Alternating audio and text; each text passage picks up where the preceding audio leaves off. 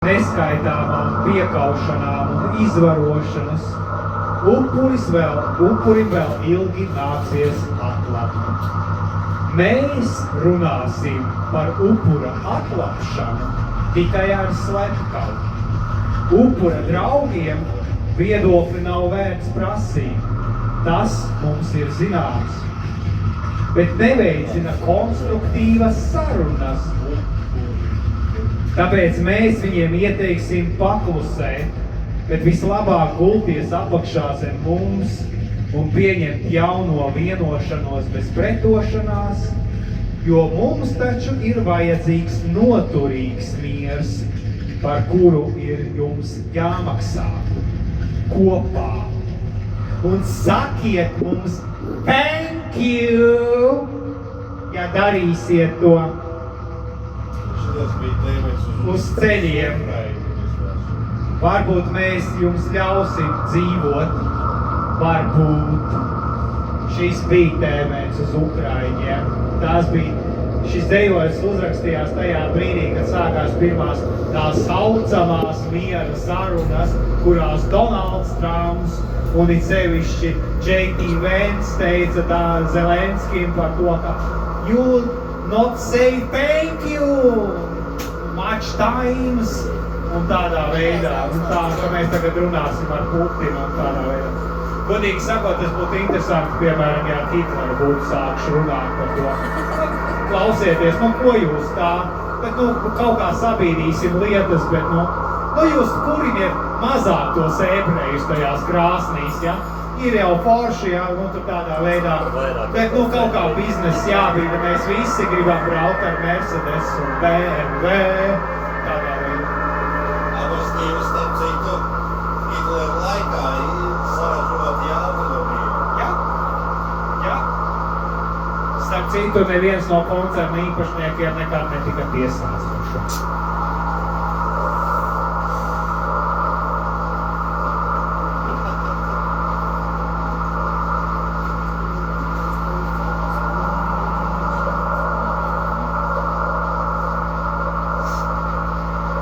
Tikai neraudi un aizver muti. Tieši tā, aizver muti sieviete, kuru pazemo vīrs, kuru pazemo sieviete. Aizver muti geji, lesbiete, transseksuāli. Aizver muti sociāli mazaizsargātā persona. Aizver muti invalīdi, kas nevar uzbraukt uz jaunās apmales. Aizver muti tas telefons! Aizver muti! Šī bija ķīniešu akcija. Tā, kur mēs palikām? Aizver muti invalīdi, kas nevar uzbraukt uz jaunākās apmales. Aizver muti velosipēdis. Aizver muti dzīvnieku tiesību aizstāvi. Aizver muti lauķi, kas vēlas savam bērnam ārstu vai izglītību tuvāk mājām, un kas vēl kaut kādas te kultūras iespējas sagribējis. Aizver muti atgrūstais bēgli, aizver muti robežsardzes koledžas kursante, kurai viņš ir jāatgrūž. Vienalga, vai tas bija bērns, vīrietis, sieviete, sirmgalvs vai ievainots, piekauts un atstāts mežā. Aizver muti bērns un nekliedz pa atvērto logu tik skaļi uz ielas garām ejošajiem, ka mirsti badā vai bez ūdens jau 3. dienu, kad tavi vecāki miruši guļ gultā no narkotiku pārdozēšanas. Aizver muti dzejnieki, kas raksta šo dzejoli kopā ar visiem, kam nav vienalga, ka cilvēks paliek cilvēks arī tad, kad ir nonācis būrī, kur uzcēlusi vienaldzība un uzskats pamatā par to, ka labāk par to visu nerunāt, nerakstīt un nepārdzīvot, ja vien tas neskar tevi personīgi. Aizver muti, pietiek jau mums rūpju par to, ka latē saulrietā garšo ne visai festivālā ne tie mākslinieki, vasara šogad pavēsa un lietaina, arī par to aizver muti. Un labāk neelpo vispār nevienam nesaprotamam sabiedrības krējumam šovakar pop-up ballīte Instagram. Tu neesi ielūgts.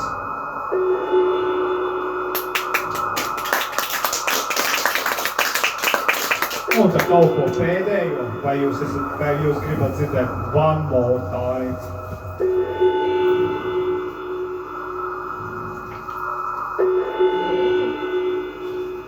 Okay.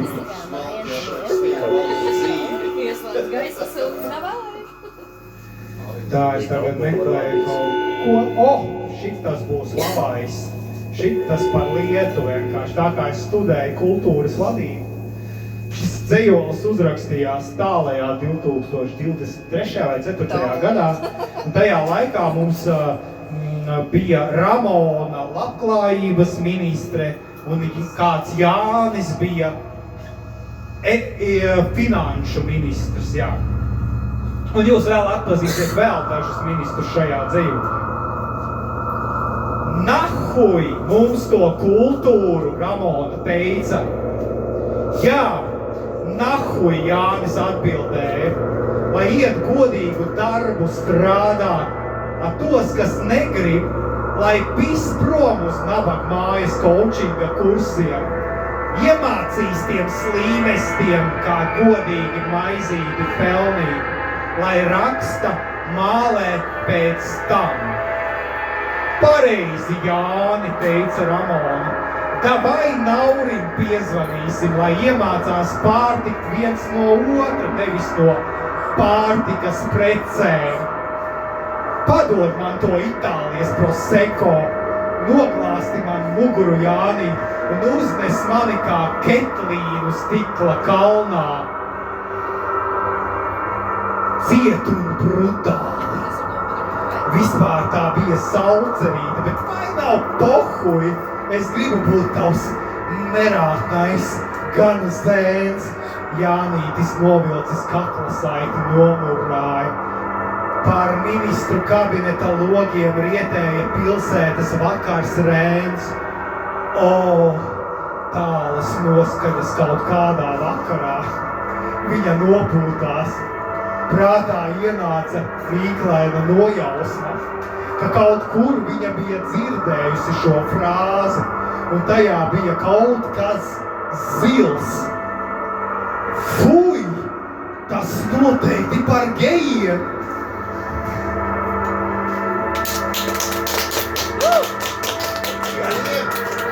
Un vēl viens no šitās sērijas. Tagad gan Zoomeru vai kādai paaudzei nevajadzētu apvainoties uz šo dzejoli, jo šajā principā dzejas krājumā esmu veicis vardarbību pret visiem, pret sevi un arī pret dažādiem visādām paaudzēm, ministriem un vēl dažādām citām sabiedrības grupām. Dzejols saucās 2038. Ja 2038. gadā. Dear latviešu tautā, Zecis tik wonderfully sveikt jūs mūsu homeland 120 anniversary. Šodien stāvēt šeit ir so cringe un teikt šo small conversation ar jums all. Jo jūtos nedaudz fucked up after mūsu himnas noklausīšanās, kurā still the same shit, tik daudz vārdu in native language un nekādi hackatoni un brainstormingi nav padarījuši to really cool. Un tāpēc tu hard understand, par ko tur vispār dzied. Un tas awful vārds Dievs, un what the fuck is Diet?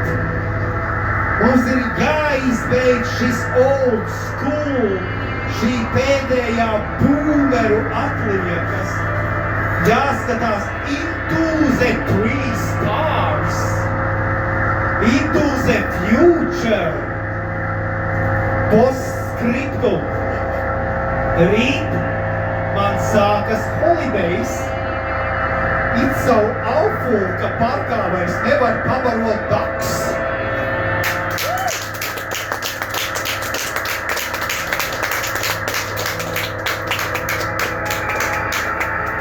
Labi, laikam pēdējo.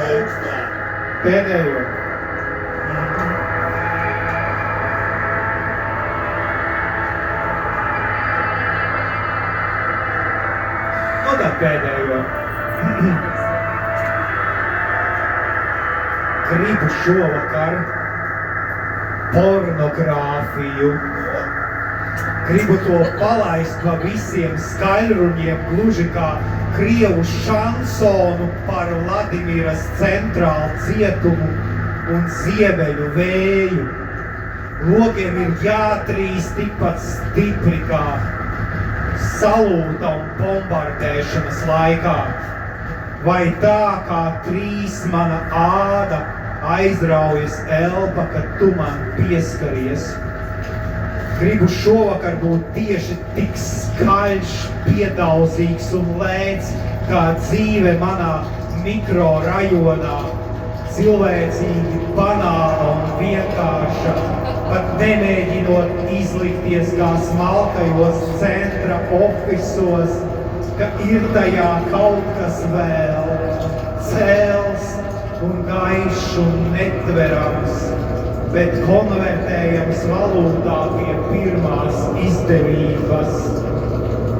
Varat mani tagad nosodīt, ka gribu šovakar pornogrāfiju. Ja klusi uzlikšu teātra izrādi fonā, jūs izsauksiet pašvaldības policiju. Nu tā vēl viena. Tas patiešām būs pēdējais. Man laikam jāpabeidz ar to, ar ko šis krājums beidzas. Bet tās nav prostitūtas. Jūs gribat dzirdēt šo dzejoli? Par šo dzejoli mani gandrīz arestēja Rīgas svētku laikā. Nevis gandrīz, bet patiešām. Un pateicoties pasākuma režisorei, es tur neatrados, tāpēc, ka sajutis traivu, dzejnieks uzkāpj uz lielās Rīgas svētku skatuves un lasa šo dzejoli. Esiet sveicinātās prostitūtās! Esiet sveicinātas sieviešu, vīriešu kārtas, homo, hetero, biseksuālās, reliģiozās, ateiskās, materiālās, revolucionāras un konformisti, bagātās, nabagās ar pamatalgu un dividendēm, dzerošas restorānos un drūmākajos zaņķos, sūkājošas daudziem vai veicoši kunilingu tikai vienai personai, no kurām vai kuriem ir atkarīga jūsu personīgā neatkarība, ar vazelīnu un bez tā. Esiet sveicinātas prostitūtas, tās, kas izliekās saprotam savu stāvokli, tās, kas saprot, tās, kas nepievērš uzmanību tādām negācijām, lepni dižojās ar savām divām augstākajām, tās, kas 36 stundas no vietas piebeidz dzīvi noliktavās, sapņojot, ka reiz tas viss beigsies, nokritīs maza atombumba vai vienkārši amortizators vai laimēsi loterijā, un tad gan vairs nevienam, ja nu vienīgi Dievam. Esiet sveicinātas prostitūtas, esiet sveicinātas. Svētīts, lai top jūsu miesas auglis dzīve. Dusmās kliedzat pretī, mēs ne, pats tāds. Zinu.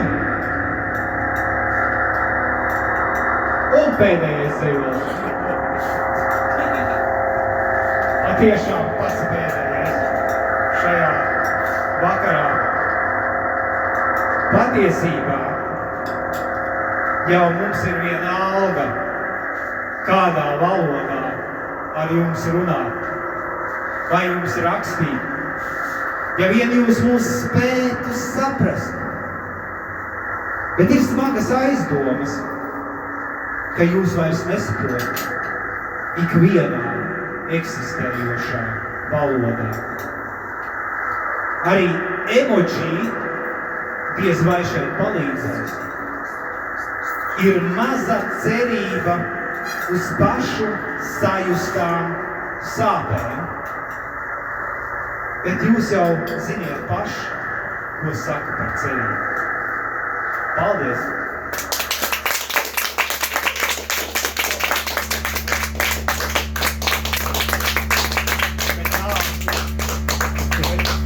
Lai nebūtu pēdējais.